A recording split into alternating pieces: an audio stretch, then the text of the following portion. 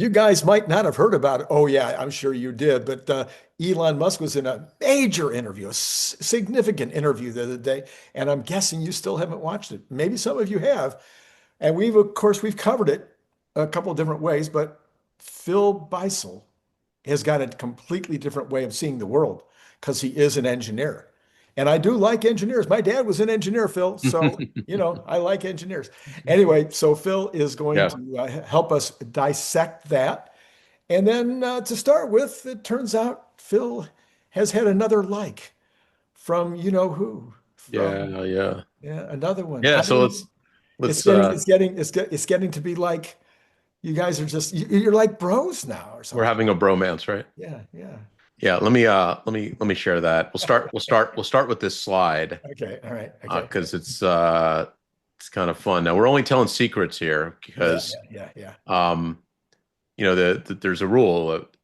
What happens in like club is not talked about in like club, right? Right, The whole right, point, I'm sure viewers are aware of this, but on the X platform, likes are now private. right. So the only person that sees a like is the author of the post. Mhm. And this is intentional. Um, before it was public, they changed it about a year ago or something. So when someone likes your post, they can tell you something that they don't have to go publicly on record. So let's start with the little fun one on the right there. Uh, I took Steve Jurvenson's post where he was trying to compare um, the US to the EU in terms of sizing of tech companies and non-tech companies in the last 50 years. And the whole post is really about the minusculeness of the EU's contribution to the world in terms of um, public companies. Um, and it speaks volumes by itself. It really does. Right, right. Yeah, because there was a recent post by Macron about, France is putting in some capital to increase, and then he tried to defend it with saying, well, the foreign investment looks like this. And it's like, yeah, but, he's deceptively putting up that post because the US investment in AI is so much larger. I mean, it's Right. so for fun, poking fun at this, I added a new bubble. I let AI do this for me. Obviously, I Right, didn't have a way to do this, but I added the SpaceX Tesla green uh, circle, and I made it really big.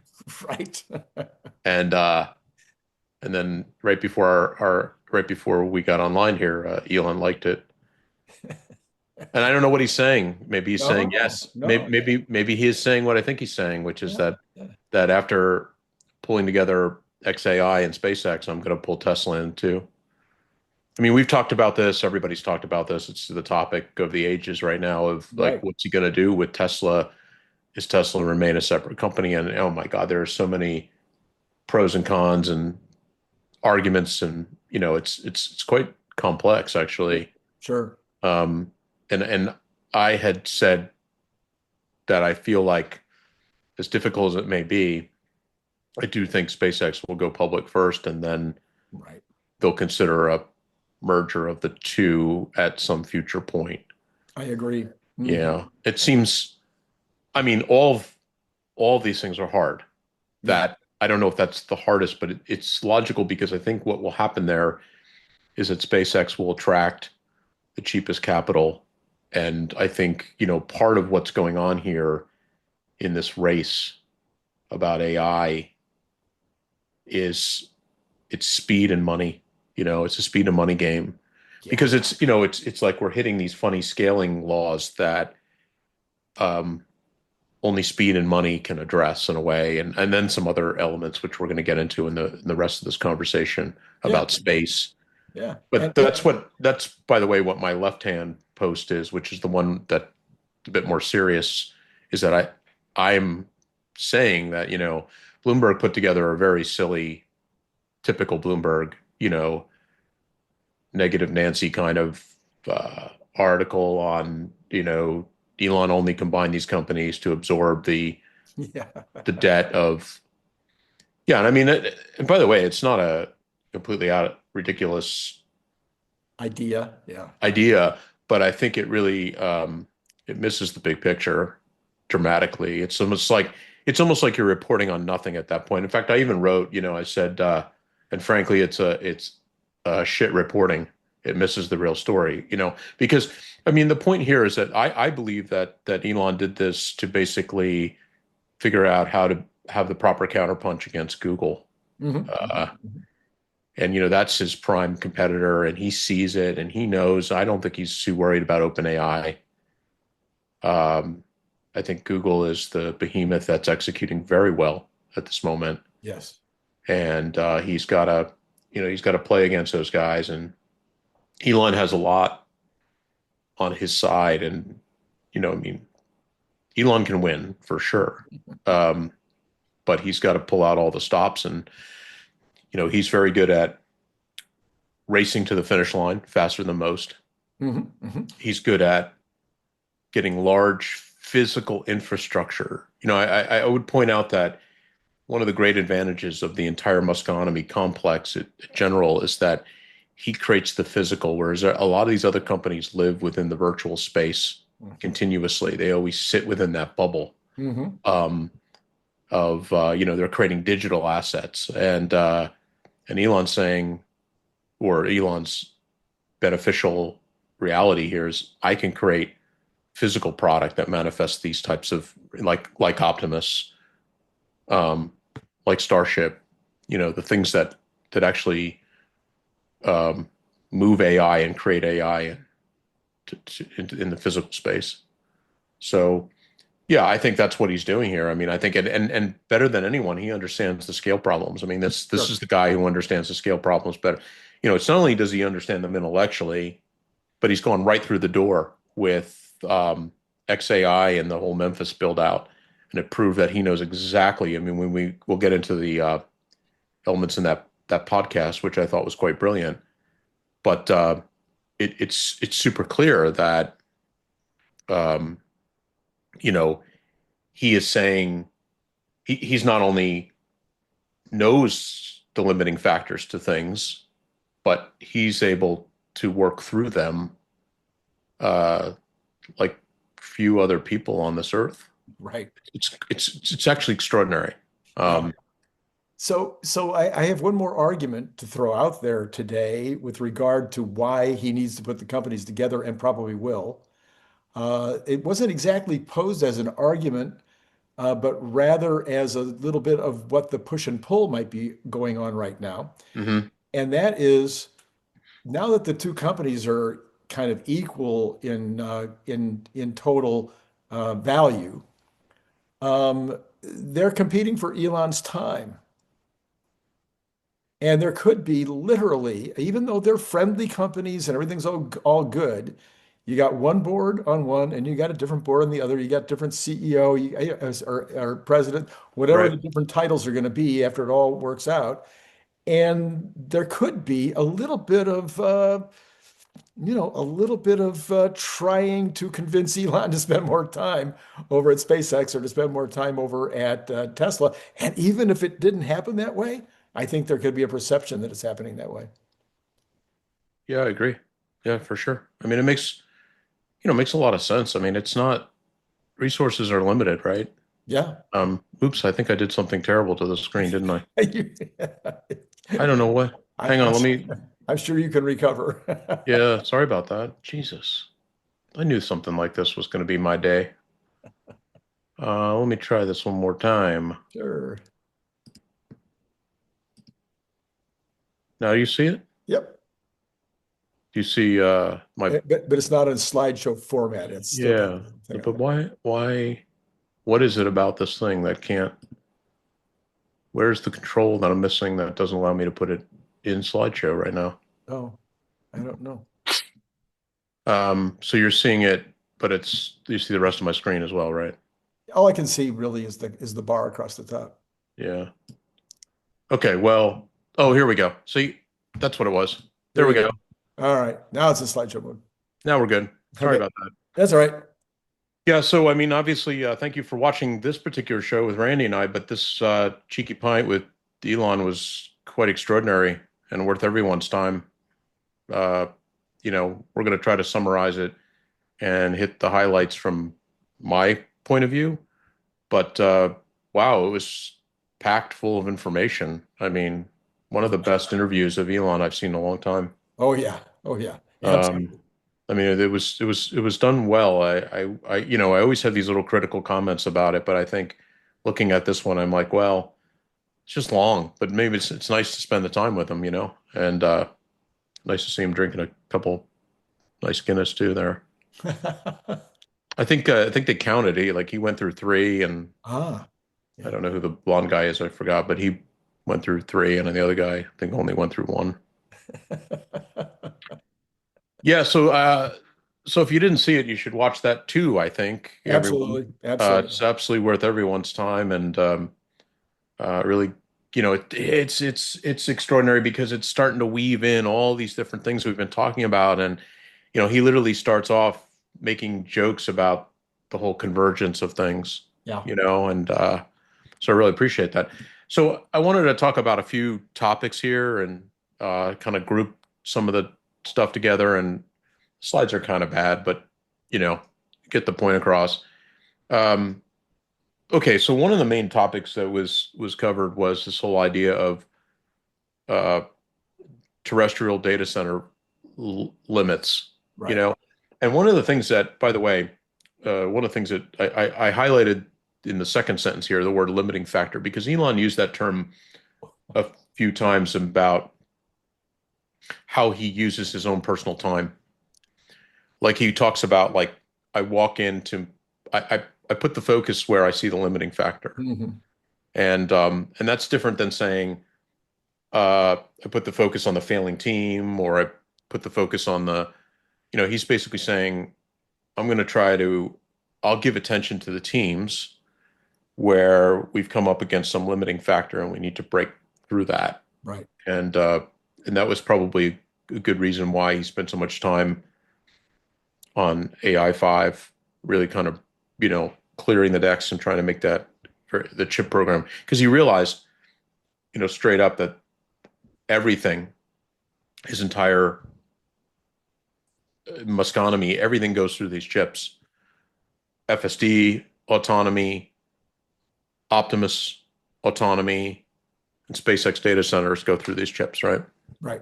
So, Right. it's really incredibly important for him to have put a lot of focus on that. And, I don't know where his focus is exactly at the moment, but it's on some other limiting factor. Yeah. Well, it appeared toward the end of the week that his focus might have been on the solar fab because there was a lot of news about the solar fab on Mhm. Thursday and Friday. So it might be that he was maybe he'd already turned that over to his team Yeah. and they were handling it just fine. But that was definitely a focus on Thursday and Friday.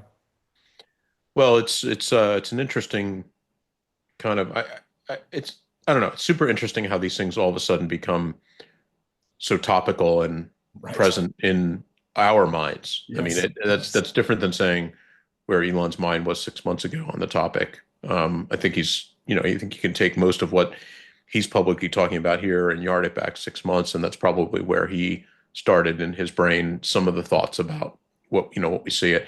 I mean, basically what he's saying right now about, I mean, let's go back to the kind of basics here. This all comes down to understanding that wonderful little teeny 2-page paper on the bitter lesson. And I really, unfortunately, forgot the author's name, but the bitter lesson basically is trying to say that, you know, stop trying to do all these crazy, uh, I don't know, say techniques within AI, and just recognize that it's a compute problem, and therefore it's a scale problem. The person with the most compute will build the biggest and best AI. Mhm. And now that's not to say there isn't a lot of technique in the development of the neural networks and the selection of data and what you do in imitation and what you do in reinforcement learning, and there's a lot to all of those things, and I don't think those should be discounted. In other words, what an Anthropic does, or what an XAI does, is different. It's Mhm. different, and they have their own. They're building neural nets, but they have their own secret sauce as well. Um, but at the end of the day, we've gotten to this place where it's really about scale, and I think the industry at large had kind of thought for the first 2+ years into this that it was all about chips and the GPUs, the sizing of the GPUs and availability of the GPUs. You remember the conversations back when about NVIDIA not having enough GPUs to serve the customers, and people were begging Jensen for GPUs. And now we've gotten to this place where, it's pretty clear that power is what the cap is. Power is the limiting factor. And while we see reasonably sufficient power for the current build out to scale these things, to scale to the next level, requires some really heavy gymnastics. And Elon went into that about, the behind the meter power discussion, where he was talking about how incredibly difficult it is to provide power to these data centers, and that, it's hard to get it from the public utility. They're a slow moving entity. Even if they have the power, it's hard to hook up and get the power from them. Right. And then, building your own private power, well, that, Elon kind of speed ran that by taking these somewhat temporary power turbine, movable power turbine, and pulling them together. And I think he said something to the fact that he needed to run them in Mississippi because of permitting issues in Tennessee, where Memphis is. And so they ran the power across the state line to get it to the data center. And what he's trying to say in that podcast is, how many more rabbits do you think I'm going to pull out of that hat? I mean, we can't just go build power plants. Even if we could put stuff behind the meter, there are limiting factors there as well. And he was talking about the actual physical production of the turbines that spin to create the power. So, Well, I thought that, first of all, let me just back up for 1 second, just to emphasize what you just said. At the very end of the interview, Elon said, the person that's going to win this, it's going to be because of the ability to scale. The yeah, person with the most computer chips, the most computers all aligned and working together, they're going to win this game. He said this at the end. And then I think the story about the turbines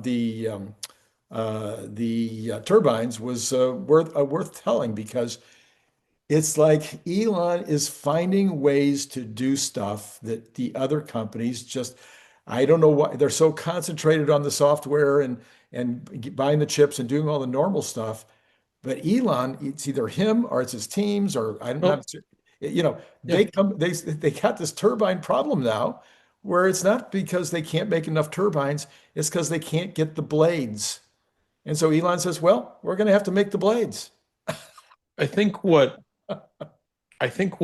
coming full circle to the beginning of this conversation, that's what I was saying, is that Elon excels in the physical world, Yeah. in the sense that, when you're a company like Google's, for all intents and purposes, a software company. I mean, it has some hardware stuff, we're not going to say that it doesn't. I mean, Pixel exists and so forth and so on, but it's largely a software company.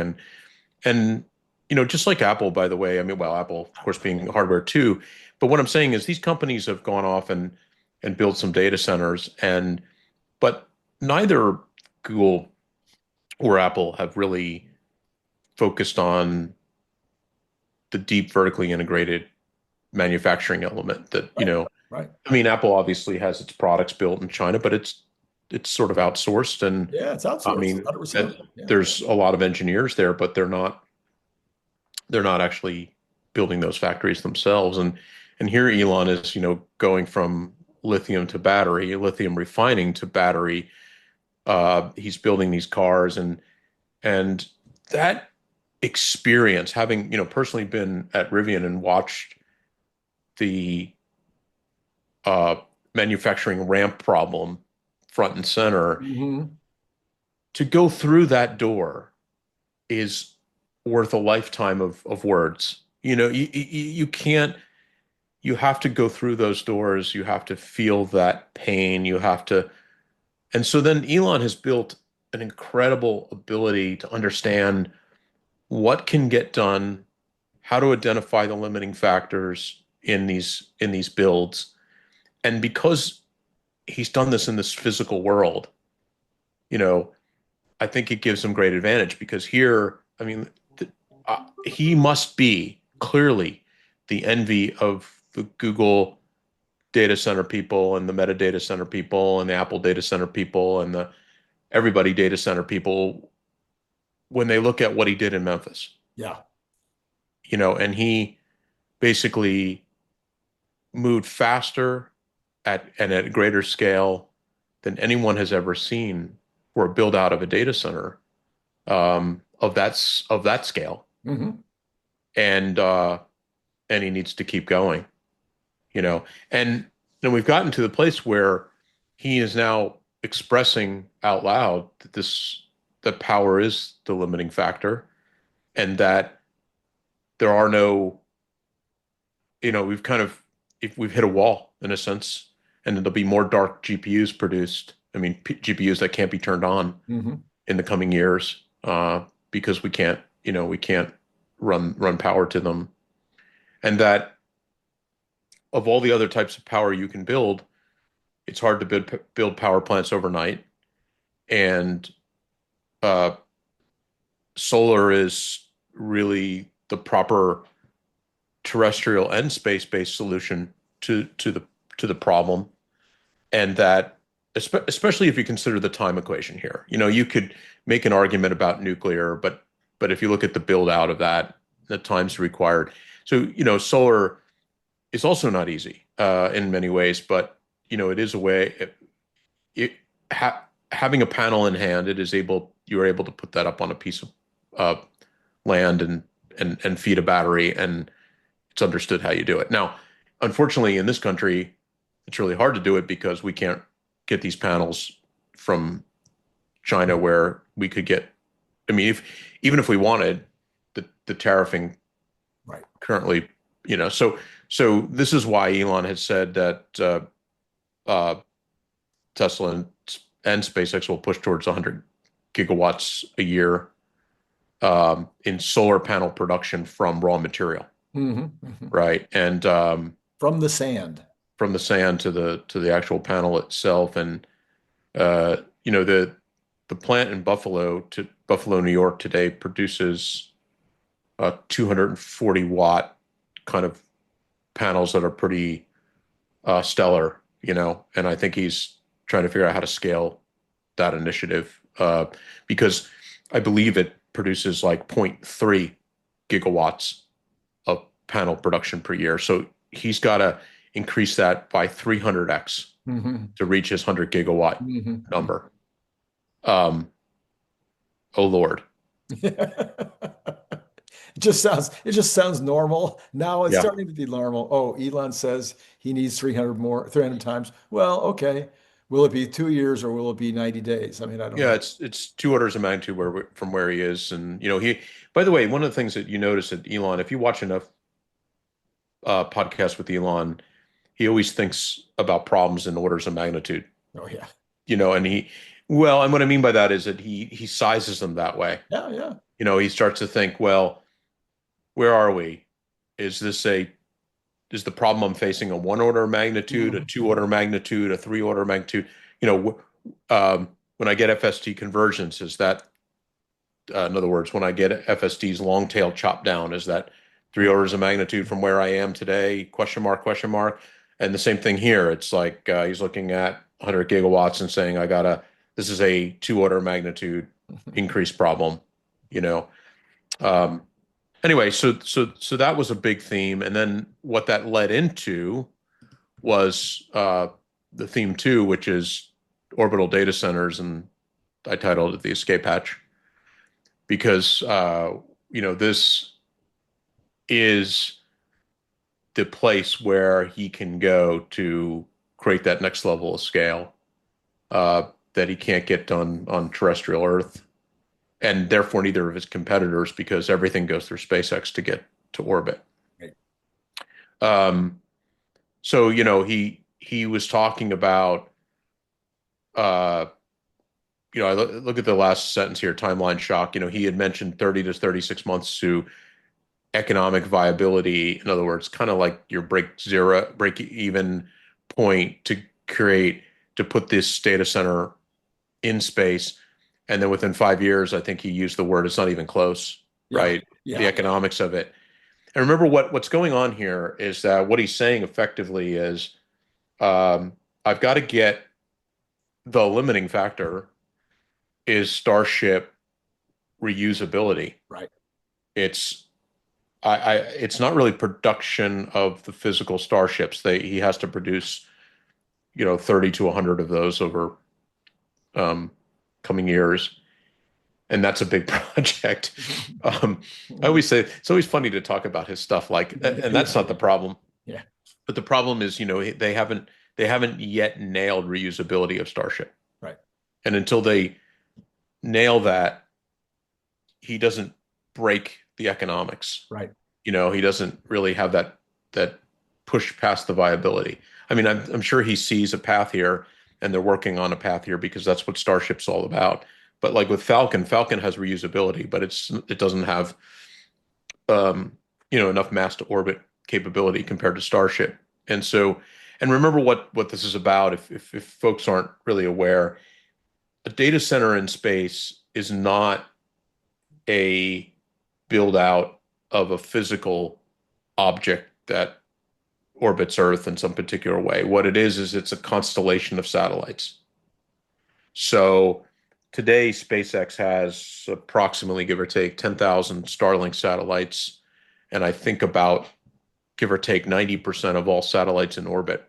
Mm-hmm. And they're the only company on the planet that, again, back to his core strengths, is the only company on the planet that actually manufactures at scale satellites, Yeah.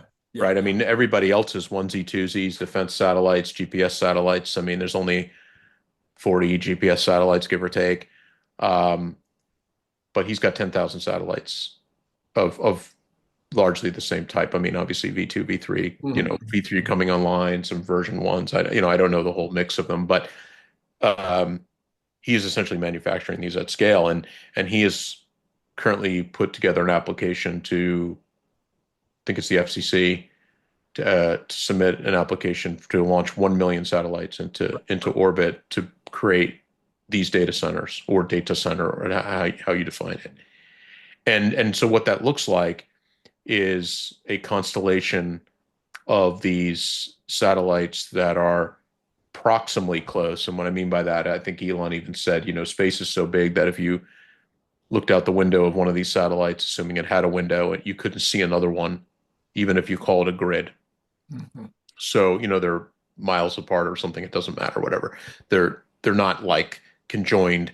And the reason that they can be so far apart, and I don't know why they're so far apart. I mean, somebody knows more about that than me, but the reason they can be so far apart is that they are interconnected with optical laser links, and it's how the data moves. So, and they've already perfected this because this is how data, moves with Starlink satellites. In the case that if you're talking to if you're bonded to a Starlink satellite from your device, from your Starlink terminal, um, that may not have that particular Starlink satellite that you're connected to may not be able to see the ground station, and may have to move the data to another Starlink satellite, Mm-hmm.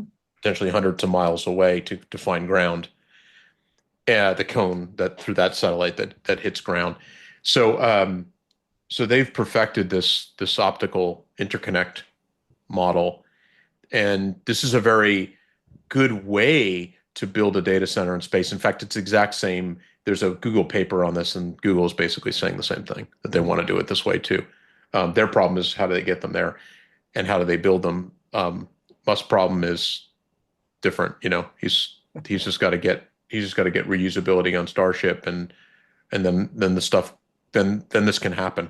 Yeah, he literally said, which a lot of other people were saying as well, is that the satellites and the data centers themselves, or the chips, getting them into space and getting them to work in space, no brainer. The solar arrays in space, no brainer. Easy stuff, easy peasy. But that reusability is the big key. And in watching a few of the podcasts since his conversation, some people have said, well, there's these other guys that are creating spaceships that can take these things into orbit. And it's kind of like people that right now that are arguing that Uber and Waymo are going to be able to compete. I didn't say that they'll go out of business. I didn't say that they won't still exist, but be able to compete with Tesla any place that Tesla's robotaxis decide that they want to compete. Okay. Yeah, I Because mean, this is like it's like, talking about SpaceX's ability to move mass to orbit is like comparing Starbucks to a local mom and pop coffee shop. That right. Yes. I mean, it's almost not even a thing to. I mean, it's fine if people want to put, say, oh, Blue Origin this, and that's fine. I mean, those guys, if I were them, I would go right at this problem. It's a very good problem to solve. It has a good business model. I mean, SpaceX at the end of the day is a mass to orbit business, a kilogram to space business. I mean, it's about creating, and there's this point on the economic curve where you move mass to space at a low enough cost to create the viability. And this is what this is talking about, is that, once you get the reusability of those rockets, which then demonstrably drops the kilogram to space dollars per kilogram to space, then then all of a sudden you can go scale. And to your point, he doesn't see the hard problem as the satellites, the solar, the let me say it this way, the chips at one level. I think there's another level to this that has to be talked about, which is that he doesn't have the chips. The terafab is the next big limiting factor issue, right. because if you go back to what Tesla's been doing on the chip front, they have a heavy demand for what the number of chip units that he wants. I don't know, what did he say, 1 million a month or something? Right. And this is because he's trying to feed the products of Optimus and FSD. So every robotaxi needs two, and every Optimus, I argue, needs two. Even if it's one, it doesn't matter, because he believes he's going to have to make enough of. I mean, the numbers that will be in demand will be so, and therefore he sees no other plan. We've talked about this in a previous show. He sees no other possibility than to build his own chip fabrication facility. So that he's got two limiting factors he's juggling here. One, reusability of Starship, and two, production of enough chips. Because if you look at the Tesla problem alone, that problem was big enough just to feed the number of chips for Optimus and vehicle autonomy, and now you have to add in millions of chips for space. So, Phil, let me ask you a question. This is what's going on in my mind right now. So, my first thought was Google would just call Elon and they would say, hey, build us 100,000 satellites out of your million. We'll pay you big money to put 100,000 up there for us. Then Meta would call and say, hey, we need, so on down the line. Yeah. And that's how they would get their stuff to space, because if they try to use Blue Origin, it'll take until the 21st century. Oh, that's where we are already. I forgot. The 22nd century to get the job done. And for somebody who was born in the 20th century, you understand this is a problem. I do understand the problem. Anyway, so it would take them a long time to be able to get that 100,000 up there, and it would cost multiples of the cost that it would take for SpaceX. Everything goes through SpaceX here. So now let me ask you this question. But then my mind went this way. After thinking, well, that's what'll happen.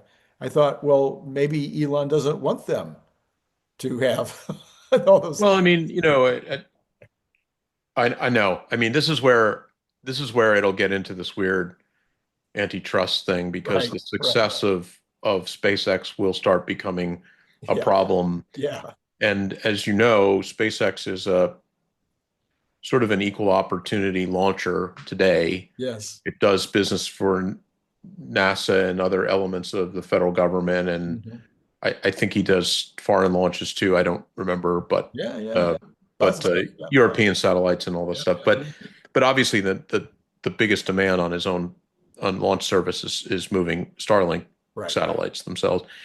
And so he's always said, and but there are realities to that business, and he has to scale that business. And who would he put as the first customer? I think he put himself. Yeah. And and by the way, it would make a lot of sense too. I mean, just from a practical sense, is that again, he's got to go through their own door. I mean, we trivialize. I'm not saying you are, but we trivialize what it takes to put these kinds of satellites in space and get this kind of thing going. And while there's a lot of proof here with Starlink, and they built out these satellites before, and obviously the compute-based satellites versus comm-based satellites, because Starlink are comm-based satellites are different, but in the big scheme of things, the problems are slightly more trivial than the other ones we discussed. Right. But I mean, just to get to the scale of having enough launch towers, enough starships built, and it's just enormous problem. And he wants, I mean, what does Elon want to do more than anything? Go fast, Yeah. you Yeah. know? Yeah. So anyway, so I mean, it looks like if we kind of walk this back a bit, uh, the best AI has the most compute available to it. The best AI, once built, will also need the most compute because it will be the best AI and everybody will want to use it. That means the inference side of it is going to, dramatically outpace the training side. In fact, that's already true. It's probably 100 to 1 at some scale. In other words, the more you build it once, although that's a big process, that training process, and then you use it as many times as it can be used, and that is what's referred to as inference. And I believe most of the space-based data centers he's talking about are inference points. Right. Right. And there's a reason for that, is that, the terrestrial-based data centers that are doing the training, they've got a lot of coherency requirements. They have to operate as one large, massive supercomputer, and they all kind of run through the training epochs, is the term, in pace together. And that moving that type of problem to space is a problem that you don't need to tackle if the number one reason, or the number one use, or the 90% use case is inference itself. Right. That means that all you really need to do is get the customer, however you define that customer, somebody on planet Earth that wants to do an inference cycle, whether it's like today we think of it as a Grok session or a ChatGPT session, like a question to answer response, or think of it as just generative AI doing video, or whatever these types of, ultimately the macro hard stuff, all of that, which is inference. If we move that into, space, then what we're talking about is just hitting up a few effective GPUs on one satellite to serve one customer at one time. Right. And that's a little bit more sensible thing than trying to take a grid of 1 million satellites, and have them operate as a coherent cluster. Okay. All right. Okay. So that's a big theme of the podcast for sure. Now my favorite one, I mean, you know how much I love Optimus. And I do really encourage everyone to read my article on X on Optimus. I think it's good. I think it's good. I think it's good.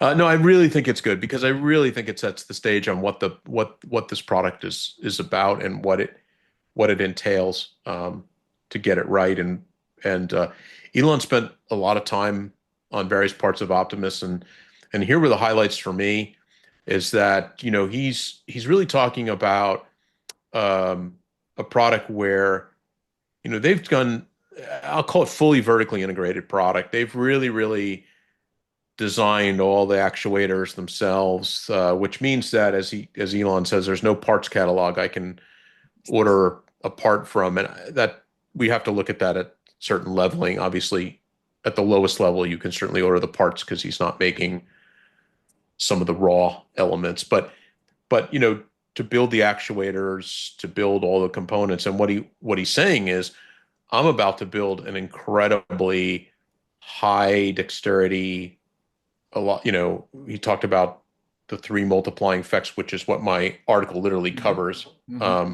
Talking about the machine, the dexterity, the silicon, the intelligence, and how those things add up to create, an incredibly special product. And he's talking about like insane dexterity in the hands that are at human and potentially ultimately better than human level. Right. And he's saying, well, I guess the thing he's really saying also is, do expect this to have a slow manufacturing ramp. Yeah. Yeah. Yeah, because there's a lot of bounding things in these manufacturing ramps, and a lot is to start. I mean, Jeff Lutz could talk about this and make me sound silly, but it's all about turning that crank of the supply chain that you have, from whether you're sourcing raw material to build your own, or you're sort of, in a sense, you're in a fully vertically integrated way, you're your own supplier. But the thing is, even if you're your own supplier, you can have a limiting factor there as well. You can have a part that's really, really hard to make. And if you can't make that part, you can't make the bot. Right. Right. Or if you can make that part in only low quantity, then you can't make the number of bots you want to make. But to your point also, every one of those parts, I don't care what it is, there's a raw material behind that part that they're not making. Yeah. So whether it's steel, whether it's aluminum, whether it's Yeah. plastics, and it might be, who knows, there might be 10 different kinds of plastics in Optimus, between the various body parts and the various moving, and so Yeah. all that stuff has to be lined up. All that stuff has to be planned And out, and it it's doesn't. no, I mean, it's an incredible process, having done this at some level at Rivian and been able to observe it, because I was on the software side, but observe what sourcing components, it's extraordinary, because you're looking at, you have to look at, first you have to look at the BOM itself, the bill of materials of the product, and you have to look at what are the things you're pulling together to build this product.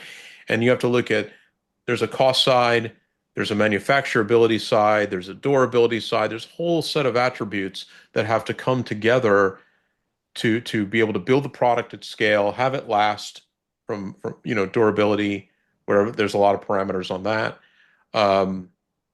And all that's got to come together like a beautiful concert, or or a beautiful orchestra, to create this product that, and until you build it, you have nothing. Therefore, the manufacturability of the product is a key limiting factor to its scale. So Elon is creating, I think, a very, very special product here in Optimus. I think it will be dramatically offset from his competitors. He talked about cheap humanoids out of China. And these things they do good gymnastic tricks and stuff, but they're not at this level. I think what we're going to see in Optimus is at a very, very different level of a product. I'm not saying it'll be 100% refined on day one, because whatever we see that comes from Tesla, we will see a next version, a next version, a next version. It'll be sort of like the Model S version that breaks out to the Model 3 version in years.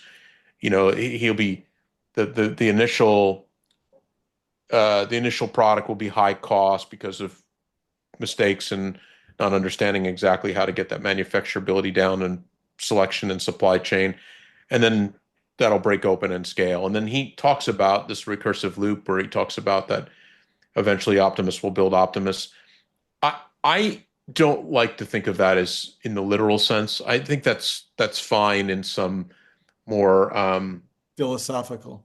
yeah, or science fiction, meaning, and I don't mean it literally. I mean, there'll be a point in the future Yes. where maybe Optimus on the moon will build Optimus to send out to, further outposts in space. But I think people really should think about it as, it's really, I think it's a pin or a marker today for how you are collapsing cost in the factory, Mhm. Mhm. um, and trying to reach some exponential rise in that. Just like what's happening now with CyberCab, with the unboxed Right. process of building that product, it's very, very different. There's no human in the loop building the car, and I believe this is the first automobile by any definition that will be produced without a human hand touching it. Right. Right. And that's a whole different act.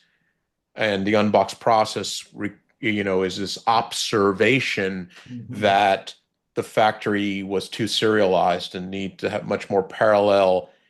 And then building it the way they did, they could increase the speed and then theoretical output to reach an output of 6 to 10 seconds per car at scale, Mhm. Mhm. when they get there.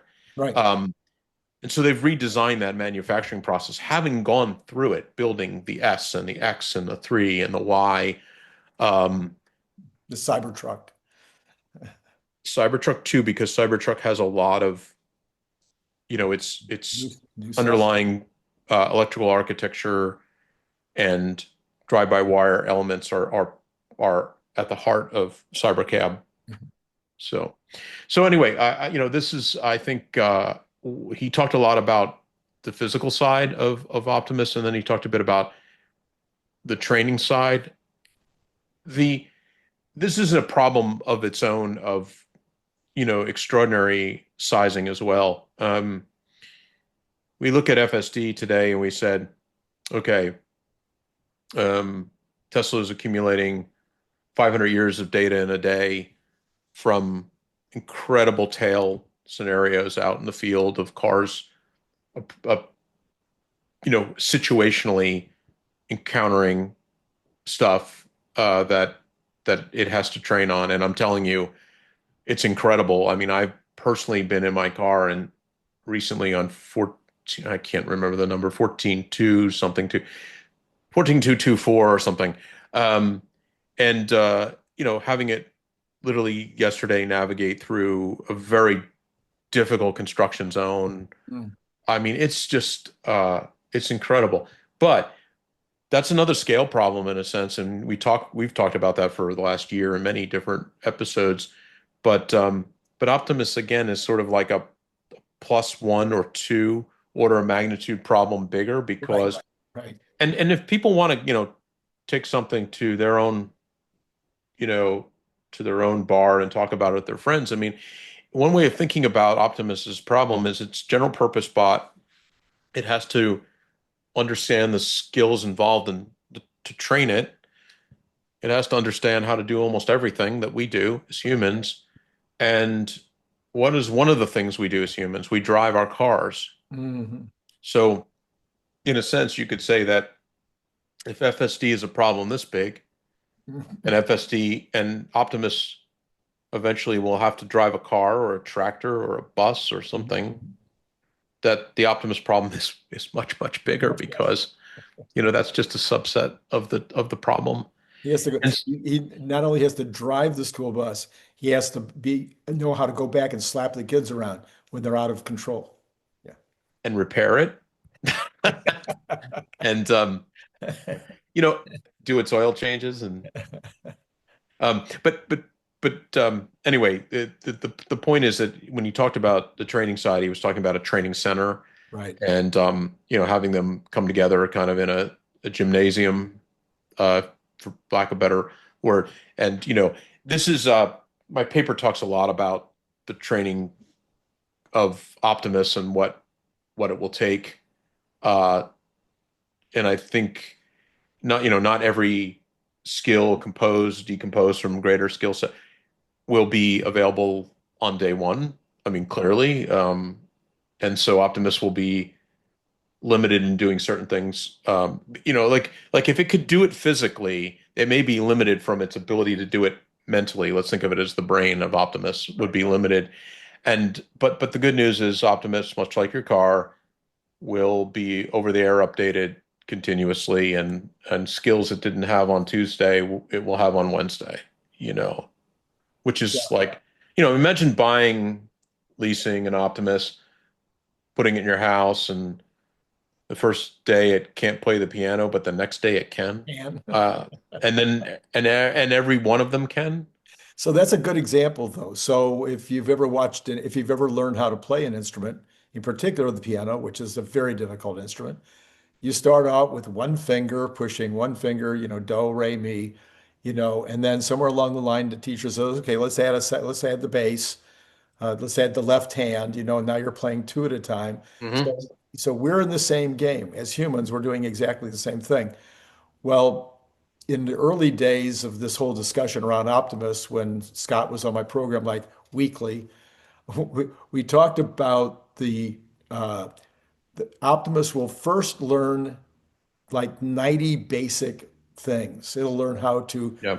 to push, to pull, to twist, to et cetera, et cetera, et cetera. So these will be basic things that it will understand. It will be not just the ability to do it, but it will understand what it means to push, to pull, et cetera.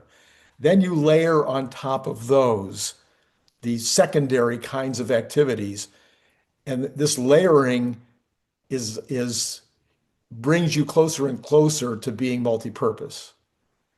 Yeah, Then, I think. then at some point, you Yeah. start going into the fine motor skills or the fine details kinds of things like turning a screwdriver and finding the slot in the screw, putting the screwdriver in it, and then turning it without over torquing. I mean, those Yep. become very fine skills. Yeah. So I think what I talk about in that paper about this in terms of training is I talk about the idea of composable and decomposable skills, and that's an important part of this discussion because the composable side says that you start with a small number of predicate skills, the very basic stuff that you were just discussing that Scott had talked about, and that you pull them together to do larger skill chains. Uh, from grasping, holding, to peeling an orange to, um, and however, I believe that where Tesla is in its training is and those would be the right word to use here is composable. You pull them together in a composed, you take these predicate skills, you pull them together and you compose a larger skill chain and so forth.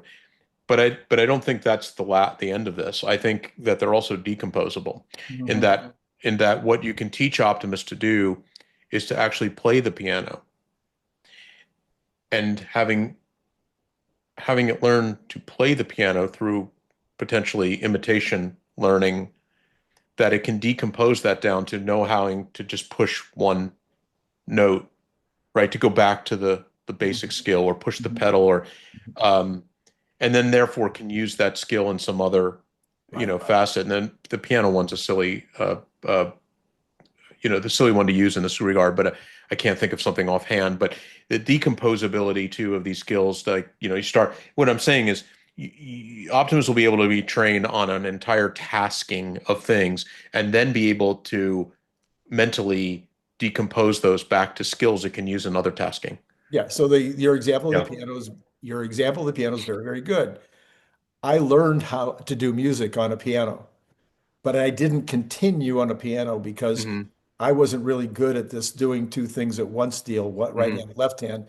And so I kind of lost interest. But then in third grade, I picked up the trumpet. Well, I already knew I already knew do re mi. I already knew how to read the Right. scales. I mean, Right. read the charts. I already knew what it sounded like in my ear. I mean, all those things were the decomposable skills that I can carry forward to the Right. next to the Yeah. next That's instrument. Yeah. yeah. That's a pretty reasonable way of thinking. And I was thinking more about the physical, but that's fine. I mean, Yeah. that works. So anyway, there was a lot of discussion on this abundance engine, of Optimus. I mean, it's really going to be quite extraordinary when we see that thing invading our planet at scale and what it's going to do. And I've said multiple times through multiple channels, papers, everything I comes out of my mouth that this product it is this product. I think I start the paper this way is a place in history where we will look at the world Right. before Optimus and after Optimus. This is Think how of it big. like television, like commercial television. Yeah, this is a very, very big deal product. It is not just a robot entering the universe. It'll redefine GDP as definitionally. That's a pretty big thing. I want So to anyway, let me pull back to your training stack, because the training stack at this point, then, just like we did with the cars, you needed millions of cars with, hours and hours a day of data. Well, you're not going to have millions of bots out there in the real world doing things. So what they're doing is 10 to 30,000 bots. right, Those 10 to 30,000 bots will be working 24 hours a day. yeah, they'll And yeah, put them in a training gymnasium or center, and let them get to work, and they'll do their necessary IM and RL reinforcement learning and right, imitation learning. And we'll see that's how they'll build up we'll call it skill set base one, like training level one, and then that gets released, and then that doesn't stop. It right, just continues, just like we have FSD releases every 2 to 3 to 4 weeks. Well, same thing will be true here. Yeah. right, right. Okay, so that's, and then I have one more. Okay. Mhm. And this is a little bit more about like what's going on here between the combination of xAI and SpaceX. In some narrow level of thinking, they are things that don't belong together.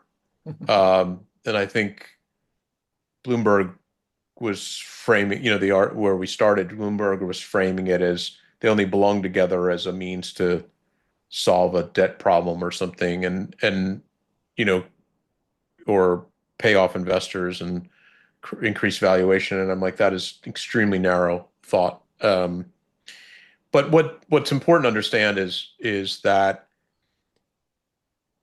xAI is building an intelligence, and we'll call it a purely digital intelligence, meaning it's not like a physical intelligence that the Tesla AI team is building for Optimus and autonomy, vehicle autonomy, like a FSD, sorry.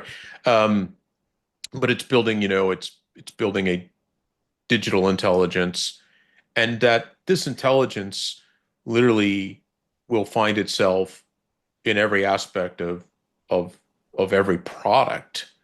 And so therefore, how does it get used? How does it alone get utilized in SpaceX products? Well, demonstrably is the answer, everywhere. I mean, all eventual control type of software that's been built will be replaced with AI. And I think that the way I tried to play this up is talking about it as a control plane. Like it is literally the intelligence layer of everything that would happen in other words, not only will you launch this intelligence in space to create these large data centers inference for the purposes of its use, but it'll also become a backplane for everything that SpaceX does in its products.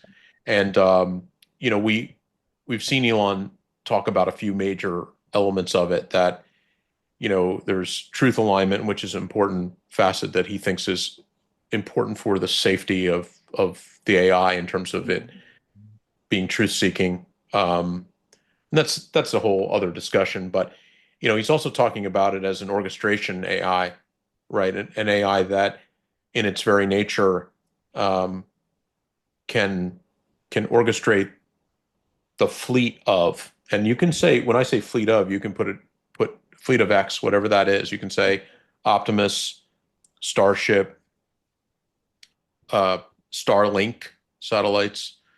Becomes like a fleet tool, fleet management tool, effectively. Mm-hmm. And if you look at my paper on Optimus, I try to describe that. Look, there's the AI of Optimus itself, and then there's this other AI, and this other AI is really the intelligence AI of Optimus, where it's the one that we think of as um, the human to machine interface AI. That's the one that when we talk to Optimus and it talks to us and it remembers things we say and it remembers our preferences and it, you know, that will be what comes from XAI. Right. That'll be, Grok infused. Hmm. Hmm. And Elon has talked about, I'm kind of creating two things here. I'm creating like a physical manifestation of intelligence in terms of Optimus, and I'm creating a digital manifestation of intelligence, which, at its probably um, final extent is effectively replicating a human's ability to interact in the digital world. Right. Okay, because that's what he's really saying. He's saying, I can put this digital intelligence to work wherever a human is interfacing with computers today, Hmm. and have it do that tasking. And I wrote a nice little uh, post the other day where I talked about, if you bring this all the way back, I said, we talked about this on the last podcast. I said, if Elon actually eventually wants to build a phone, Yeah. and I put the phone, largely in quotes, he's really talking about a piece of glass that has a digital intelligence in it, can interact with us and so forth. And then I made this comment that very thing is just a movable brain that goes from your Optimus into your digital device into your car back to another Optimus and so forth, so that Hmm. Hmm. you as a human, you buy a product from what I think will eventually be the combined nature of the combined company of SpaceX and Tesla. Hmm. You'll be buying a product that has a human interface with you, has a personality, has a Right. literally a brain and a memory, and that will be very movable across the physical device manifestation, which will be Optimus, uh, and I guess you could say your car, and then a complete digital personality as well, like a device. Right. Um, and then some other elements here that, I mean, these are kind of a little bit off the beaten path of this part of the discussion, but if you think of it as full integrated stack, I mean, like you know, Elon goes into a good discussion of why he picked stainless steel. Yeah. And I love that discussion because yeah, it's really interesting because he's basically saying, uh, you know, saying, everybody has it in their brain that the initial specialized carbon fiber solution for would be the right choice, that it's 50 times lighter, and then he reasons that stainless steel is a better approach and it has better manufacturability. You can weld stuff at room temperature on it and so forth. I thought that was a really fascinating discussion because it shows that he's looking at materials limiting factors as well in in his companies, and it also means he himself is looking at these problems, not just his team, and he's not just making a decision. Sometimes the breakthrough is his. Yeah, and there's yeah, I've been talking about the material science part of this whole, XAI thing for quite a while, and it applies to all three companies actually. And so there's two ways that our brain thinks, and these are two ways that XAI will be able to multiply that capability. One is by extrapolation or interpolation. So we've got something Hmm. and we think about it in terms of what can we do Yeah. to make it better? What can we Right. do to it to make it smaller? All this type of stuff. And then we do things by analogy. So an example of that is, I had the bicycle water bottle business. Nobody knows that. Of course, that's the first time I'm talking about it ever on my show. First But time. anyway, and the cap, the poppet that where you pull it out to drink on a bicycle water bottle, some people wanted a gusher and some people wanted a little thin stream. And we're like, well, why couldn't we do all of that in one? Well, all of a sudden it was like, okay, we've got other products that are out there, like in Hmm. your sink, the way that the faucet works on some of Right. them, you can get two things out of the same. So then it was a matter of looking at analogous products. and coming up, well, okay, that I'm sorry, and there's a third thing. I now realize I was going to blow my whole story. There's a third thing where you pull together the experts.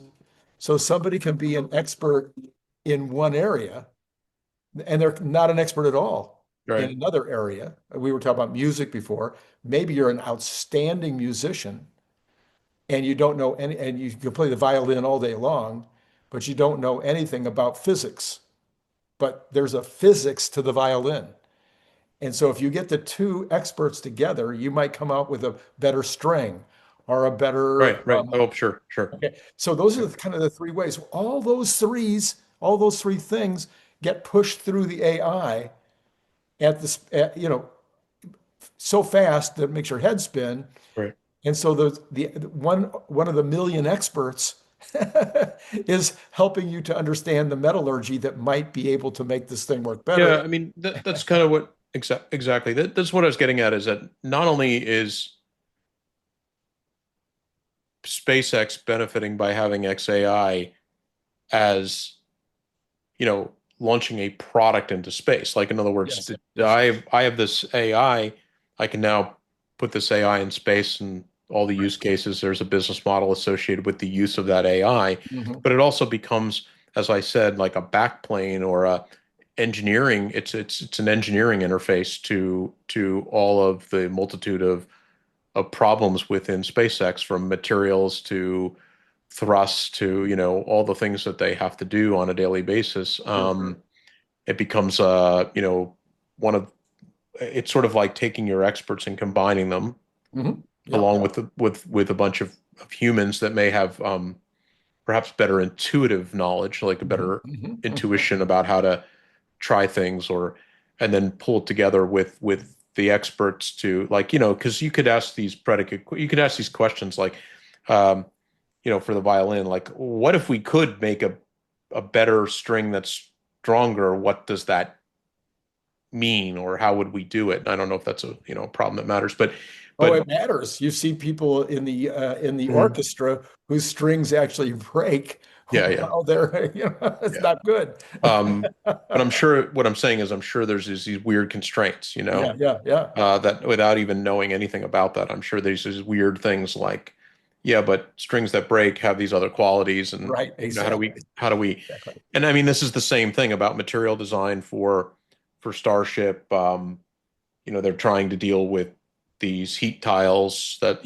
Right. current theme of how do we build these heat tiles and that's the reusability problem right there, right? It's like once they figure out how to get that thing back through the atmosphere effectively, without incinerating it, they'll get to the point of reusability. But all of the stuff of orchestration, engineering component, this now this company has that. And so it's got a physical manifestation, it's got a digital manifestation, and it's one. And anybody that's listening to this would easily say, what about Tesla? They would literally say, what about Tesla? Because in a way, that all three of these companies clearly belong together. Yeah. And with that, that's kind of what I had to say today, other than the last slide, which we started with. Oh, Uh, yeah. yeah, Well, which wasn't is there some other thought on that slide? Wasn't there something with regard to the Europeans and the Americans, like big balls and small balls or something? I don't know. What were yeah, you, no, what did you mean when you said that? I think we hit that up, right? No, that we did We that. You and I did that in the green room. We never did the Oh, show. Yeah. So really? yeah, yeah, Wow. There we yeah, go. yeah, Yeah, no, this whole thing started from the what is the president of France's name? Macron? yeah. Macron. Yeah, Macron, he Macron. put, Yeah, Macron. well, he was, Right. bragging. I don't know what the right word is. He was talking about the amount of investment in AI done in France, and then he tried to put this somewhat silly graph about foreign investment and Yeah. saying, we're taking on more foreign investment than the United States, and it's like, well, yeah, but This is the whole point. it Yeah. misses the whole point that our organic internal Yes. investment, because the dynamics of our very nation, um, allow us to say we don't need your foreign investment.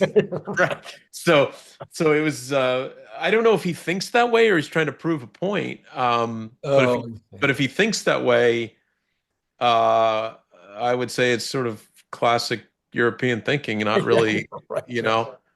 But ultimately, I mean, our balls are bigger. On that note, let me say to all of you, it has been great. Well, let me start by saying thank you to Phil, and you should follow Phil on X because obviously he's turning out these papers. He's turning out tweets. They're not tweets anymore. He's turning out Yeah. posts And my on handle's X in the that corner. It's just that at P Beisel. yes, that Yeah. Elon Musk is responding to all the time. So it must be worth something. Who Phil knows? Who Besiel, knows? thank you as always, and to all Yeah. of you out there, it has been great talking to you.